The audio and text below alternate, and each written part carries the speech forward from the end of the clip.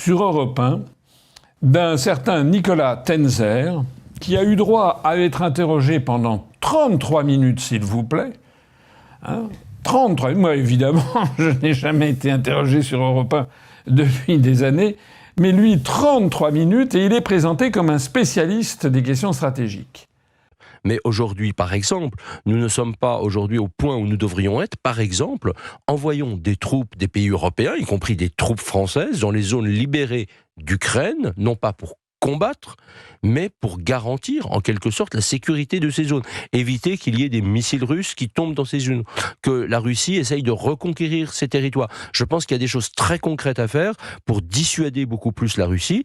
Et puis surtout, et ça dépend de nous, des alliés, des États-Unis, des pays européens, donnons à l'Ukraine l'ensemble des moyens nécessaires. Moi, j'espère beaucoup qu'à la suite de la rencontre entre les deux présidents, Macron et Zelensky, par exemple, il y aura une décision ferme d'envoyer des Mirage 2000D à l'Ukraine. C'est ce que demande M. Boudanov, le chef des services de renseignement ukrainiens, encore aujourd'hui. Et je pense qu'il faut aller dans cette voie. Il faudra aussi avoir plus de F-16. Ce monsieur Nicolas Tenzer est venu expliquer au micro d'Europe 1 eh bien qu'il fallait maintenant aller de l'avant.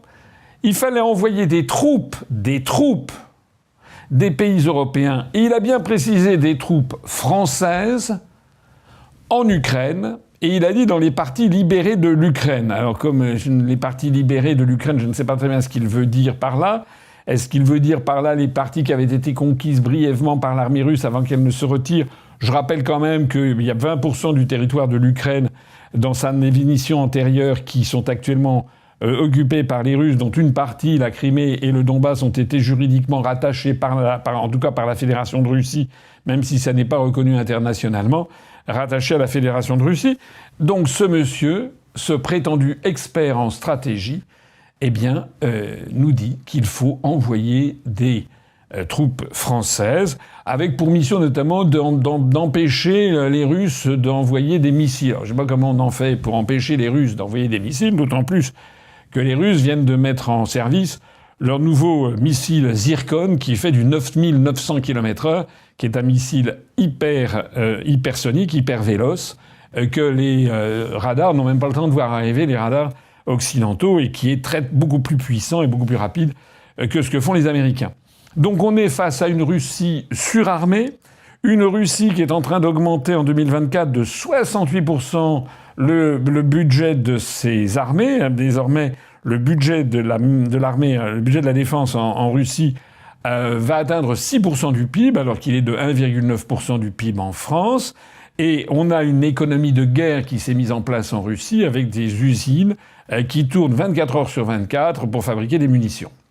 D'ailleurs, tout ça à la stupéfaction générale des responsables, des prétendus experts occidentaux, puisque je rappelle qu'on nous a expliqué il y a encore quelques mois que les Russes, ils avaient plus rien, ils étaient quasiment à poil, et on nous expliquait que pour qu'ils fassent fonctionner encore leurs armes, ils étaient obligés d'aller prendre des puces sur des machines à laver ou sur des réfrigérateurs parce qu'il manquait de puces électroniques, enfin que c'était la débandade. Et puis maintenant, les mêmes qui nous expliquaient ça nous expliquent, eh bien, en fait, que les Russes ont développé une arme anti-satellitaire dans l'espace qui fait trembler les États-Unis, au point que le secrétaire d'État Blinken vient de se rendre en Chine pour essayer d'avoir le soutien de la Chine, puis il va après aller en Inde pour dire regardez, les Russes, ils ont une avance absolument considérable.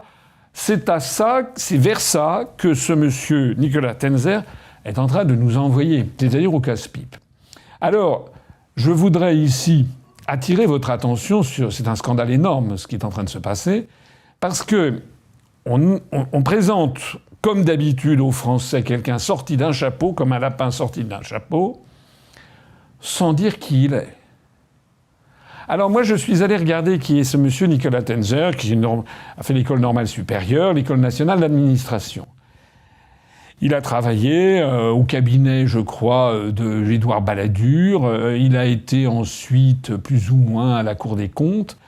Mais surtout, il est passé par les fourches caudines des États-Unis d'Amérique. Et en particulier, il a été, pendant 5 ans, de 2010 à 2015, membre du directoire de l'Institut Aspen France. Alors c'est quoi l'Institut Aspen? Allez vous renseigner, vous découvrirez que c'est un de ces nombreux think tanks ultralibéraux et plus ou moins dans la main des néoconservateurs américains.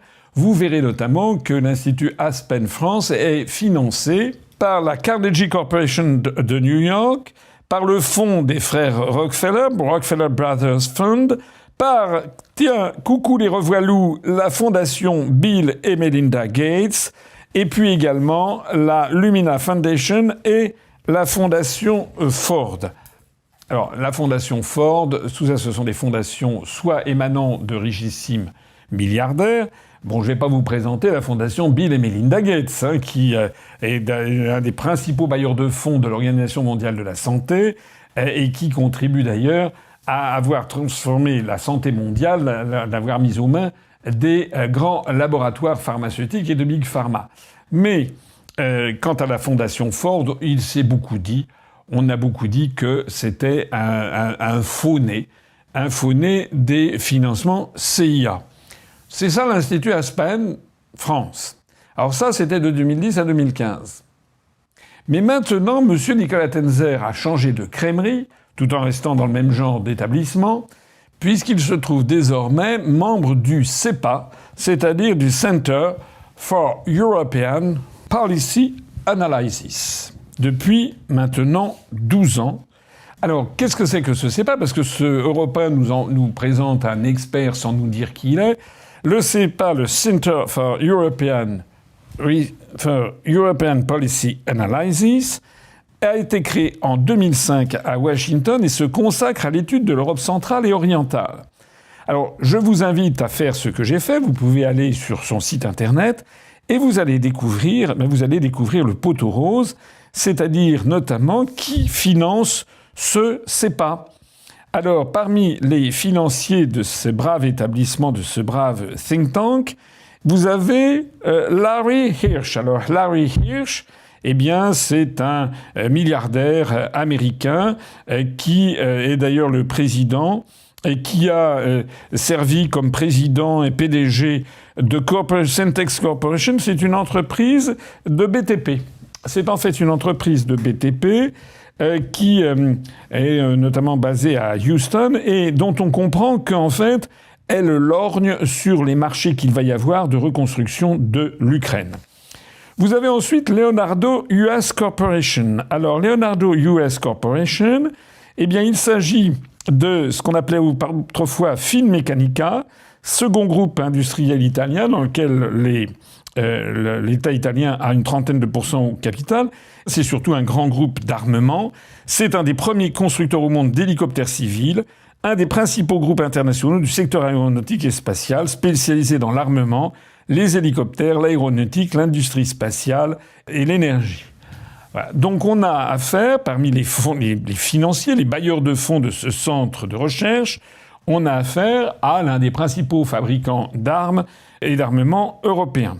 Le suivant, Lockheed Martin Corporation. Lockheed Martin, on ne présente plus. C'est une entreprise qui a été la fusion de l'entreprise Lockheed, qui fabriquait des avions civils et militaires, avec un motoriste qui s'appelait Martin Marietta. Cette fusion a eu lieu en 1995, et c'est l'une des grandes entreprises du complexe militaro-industriel américain. Il fabrique notamment une vingtaine d'avions militaires. Ça va du F-16, donc des avions de chasse, jusqu'à des avions Orion, des avions de transport, des avions...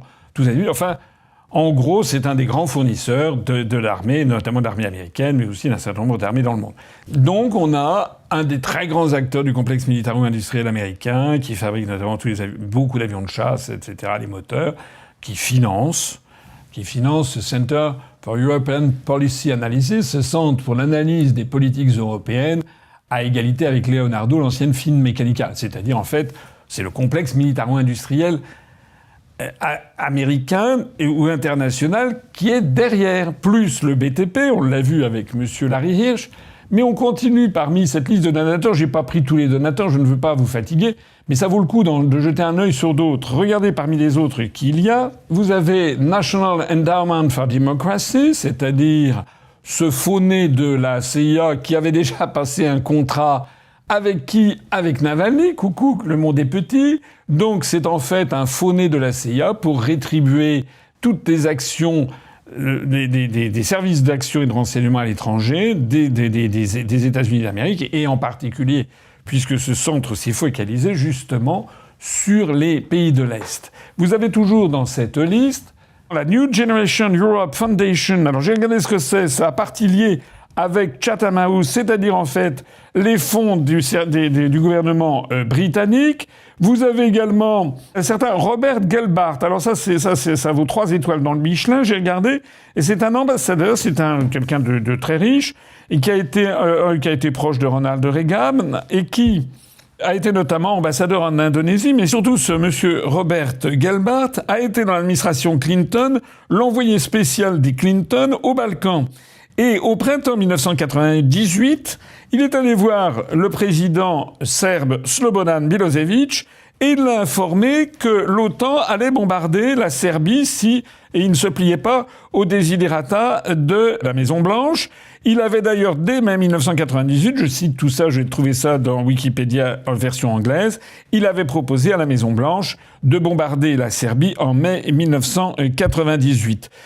C'est un homme qui donc est largement responsable de la destruction de la Serbie à cette époque, qui maintenant joue les financiers de ce centre. Il est donc, ça fait partie de ce que l'on appellerait les faucons, c'est-à-dire des gens qui sont des adeptes de la manière forte.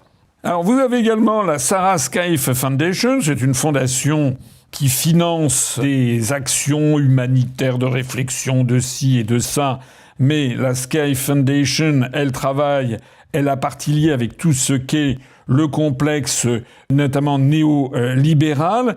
Elle a financé notamment le George Marshall Institute, c'était des fonds Marshall, le Project for the New American Century. Alors le Project for the New American Century, eh bien c'est le projet justement des néoconservateurs américains.